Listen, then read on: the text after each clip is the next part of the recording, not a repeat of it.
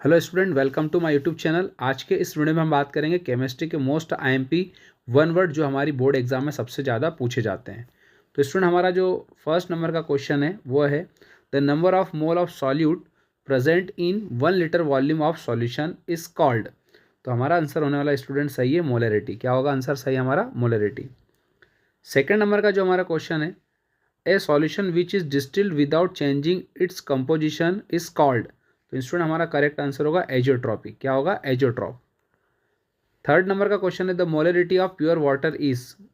Molarity pure water कितनी होती है? 55.5 है। इसको आप 55.5 कर लीजिएगा। इसी तरह से हम बात करेंगे फोर्थ नंबर का हमारा जो क्वेश्चन है, द मिक्सचर ऑफ टू और more substance is called homogeneous mixture. ये हमारा कहलाएगा सॉल्यूशन। क्या होगा बेटा? सॉल्यूशन होगा।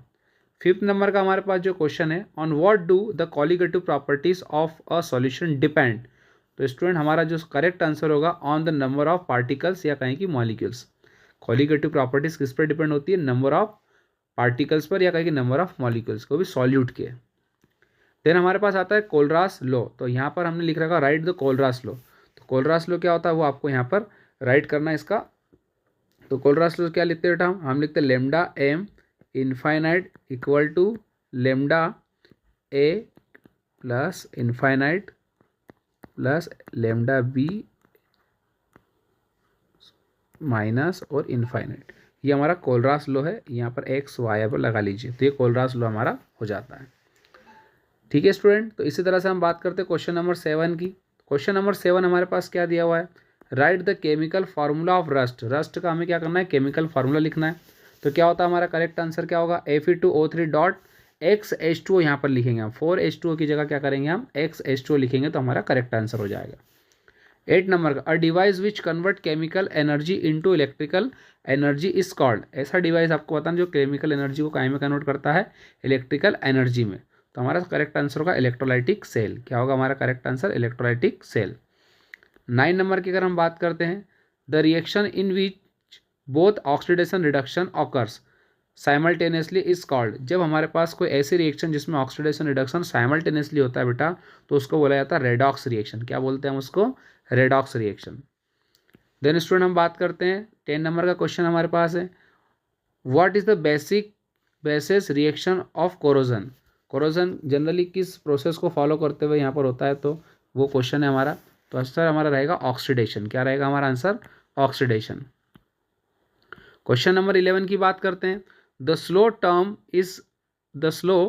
Term of a reaction is called rate determining state. जब हम केमिकल काइनेटिक्स पढ़ते हैं तो उसमें एक स्लो टर्म आती है जहाँ पर हम रेट डिटरमाइनिंग स्टेप की बात करते हैं। इसे RT रेट डिटरमाइनिंग स्टेप कहते हैं। RDT रेट डिटरमाइनिंग टर्म, या कभी कभी हम इसे रेट डिटरमाइनिंग स्टेप भी कहते हैं।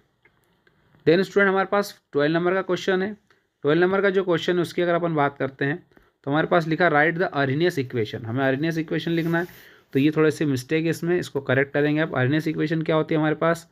K is equal to AE into minus EA upon में RT। ये हमारा क्या होगा? अर्नियस इक्वेशन होगा। K is equal to AE minus EA upon में RT। इसी तरह से हम बात करते हैं 13 नंबर के क्वेश्चन की, write the formula of the first order integrated formula.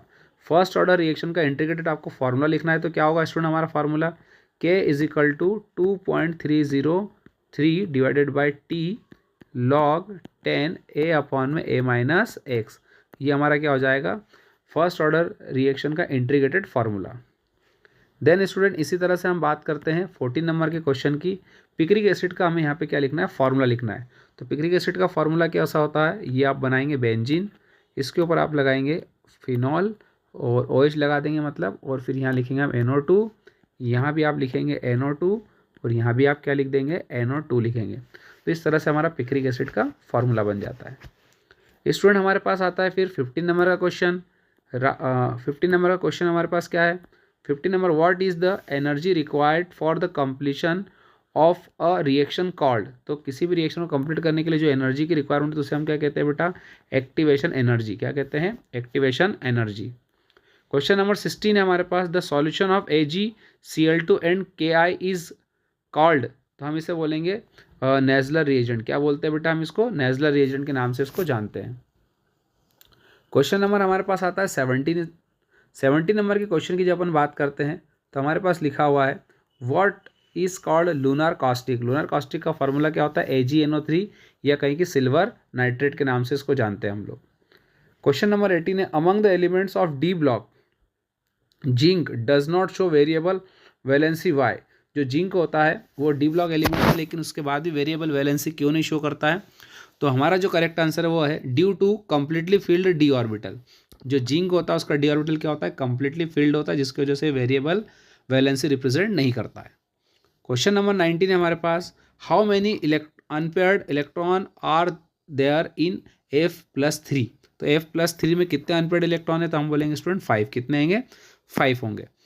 उसके बाद हम बात करते हैं क्वेश्चन नंबर 20 की। तो क्वेश्चन नंबर 20 हमारे पास क्या दिया हुआ है? The main reason for transition element to form coloured ion. तो transition metal generally coloured ion क्यों बनाते हैं? तो हमारा जो करेक्ट आंसर है student unpaired electron present in D subshell. D subshell के अंदर क्या होते हैं? अनपेयर्ड इलेक्ट्रॉन होते हैं, जिसकी वजह से ये कलर्ड कॉम्प्लेक्स बनाने का या कलर्ड आयन बनाने का काम करते हैं।